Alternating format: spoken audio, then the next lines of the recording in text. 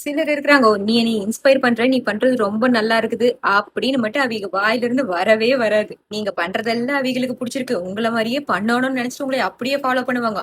ஆனா உங்க முன்னால அதை காமிச்சுக்க மாட்டாங்க. உங்களை டைரக்டா ஃபாலோ எல்லாம் பண்ணாம திருட்டுத்தனமா ஸ்டாக் பண்ணுவாங்க. நீங்க ஏதோ ஒரு விஷயத்த ஜெனியூனா போஸ்ட் பண்ண உடனே அவங்க காப்பி பேஸ்ட் டிங்கரிங் அப்லோடு அதே கண்டென்ட்ட சில நேரத்துல கண்ட்ரோல் சி கண்ட்ரோல் வீ கூட அவங்க கிட்ட ராயல்டி கேட்கறக்க ஆரம்பிச்சிரு.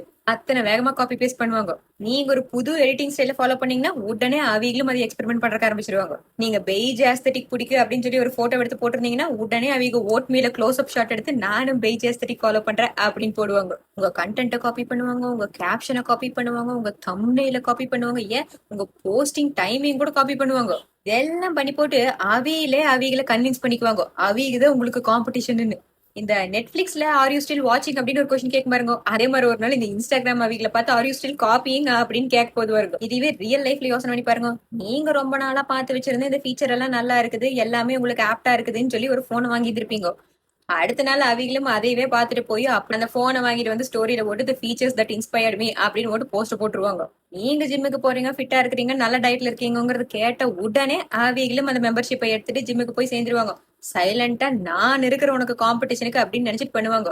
இது எல்லாத்தையும் விட்டு போட்டு நேராத்தான் போய் அவிகிட்ட நீ என்னை இன்ஸ்பயர் பண்ற, நீ பண்றது எனக்கு ரொம்ப பிடிச்சிருக்குது, நானும் ட்ரை பண்ணலான் இருக்கிறேன் அப்படின்னு சொன்னா நீங்க எந்த வகையிலும் குறைஞ்சு போயிட மாட்டீங்க.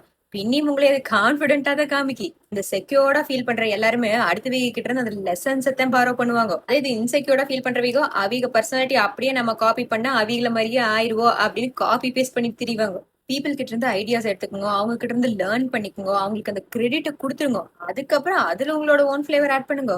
ஒருத்தர் மாதிரியே இருக்கிற இன்னொரு போட்டோ காப்பி இந்த உலகத்துக்கு தேவையே இல்லை.